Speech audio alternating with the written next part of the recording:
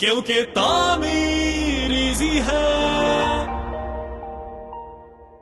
Sir, सबसे पहले हमें आप वायरिंग के बारे में क्या बताना चाहेंगे?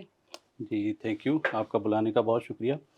वायरिंग बेसिकली ऐसे सिस्टम को कहते हैं जिसको हम एनर्जी को एक जगह से दूसरी जगह ट्रांसमिट करने के लिए इस्तेमाल करते हैं। जैसा कि घरों में एनर्जी मीटर से लेके होम अप्लायंसेस तक जिस सिस्टम के थ्रू हम एनर्जी पहुंचाते हैं उसको वायरिंग बोलते हैं। तो वायरिंग के बुनियादी तौर पे 3 कंपोनेंट्स होते हैं। अच्छा। एक वायर्स, और दूसरे नंबर पे केबल्स, और तीसरे नंबर पे कंड्यूट्स।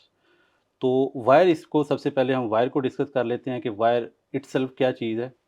तो वायर बेसिकली एक कंडक्टर का नाम है, जो सिंगल कंडक्टर हो उसको हम वायर बोलते वायर हैं। कहते हैं जी, ठीक है। ठीक है, इसके 2 पार्ट्स होते हैं, एक इंसुलेशन और एक अंदर कंडक्टर। कंडक्टर मेटल का होता है और उसके ऊपर इंसुलेशन, वो भी डिफरेंट फॉर्म्स में आती है, जैसा कि रबड़, पीवीसी, एक्सएलपी। जो नॉर्मली यूज़ होती है वो पीवीसी है। ठीक हो गया। तो अगर वायरिंग को हम डिफरेंट डिस्क्राइब करें तो इसमें एक पॉइंट वायरिंग होती है। ये ऐसे पॉइंट की वायरिंग होती है जहाँ से हम एनर्जी एक्सट्रैक्ट नहीं कर सकते, सही। बल्कि एक कंट्रोल स्विच के थ्रू पावर वहाँ तक पहुँचाते हैं और फिर पावर वहाँ इस्तेमाल होती है। दूसरी टाइप की वायरिंग पावर पॉइंट वायरिंग होती है, जैसा कि सॉकेट की वायरिंग। ये वो वाला ठीक है। पॉइंट होता है जहाँ से हम डायरेक्टली पावर एक्सट्रैक्ट कर सकते हैं। सर, हमारे यहाँ केबल्स की काफ़ी डिबेट होती है, तो हमें एक तो ये बताइएगा कि केबल की कितनी इकसाम होती हैं और हमें कौन-सी मटेरियल की केबल यूज़ करनी चाहिए? बेसिकली हम सबसे पहले देखते हैं कि वायर और केबल में क्या फ़र्क है। वायर का तो जैसे मैंने पहले बता दिया कि ये एक कंडक्टर का जो भी केबल है उसको हम वायर बोलते हैं।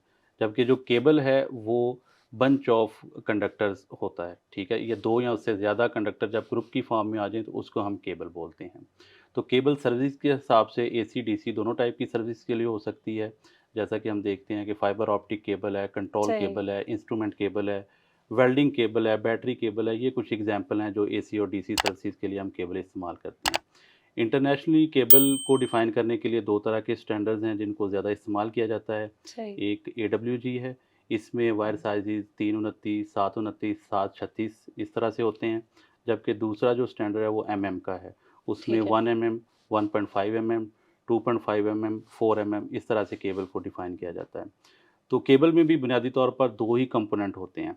एक केबल की इंसुलेशन और ठीक है। दूसरा केबल का कंडक्टर। तो सही। केबल का कंडक्टर कॉपर हो सकता है, एल्यूमीनियम हो सकता है, उसके अलावा भी हो सकता है, बहुत सारे अलॉयज़ में भी आता है। लेकिन जो ज़्यादा इस्तेमाल होते हैं वो कॉपर है और एल्यूमीनियम है। कॉपर की कंडक्टिविटी अच्छी है, लेकिन वो महँगा होता है। इसके बरअक्स एल्यूमीनियम की कंडक्टिविटी कॉपर की निस्बत कम है और वो सस्ता भी है। सस्ता है, सही। इंसुलेशन की अगर बात करें तो इंसुलेशन की भी बड़ी इम्पोर्टेंट है, जिसको लोग अक्सर औक़ात इग्नोर कर देते हैं।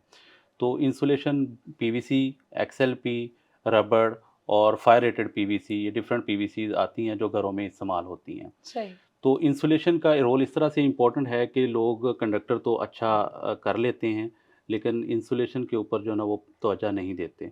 तो कोशिश ये करनी चाहिए कि इंसुलेशन भी अच्छे वोल्टेज ग्रेड वाली यूज़ करनी चाहिए, ताकि किसी भी किस्म की सर्ज की सूरत में या ओवर वोल्टेज की सूरत में या फॉल्ट करंट ट्रैवल करने की वजह से जो एक केबल के ऊपर लोड आता है उसको वो सस्टेन कर सके और शॉर्ट सर्किट से बचा जा सके।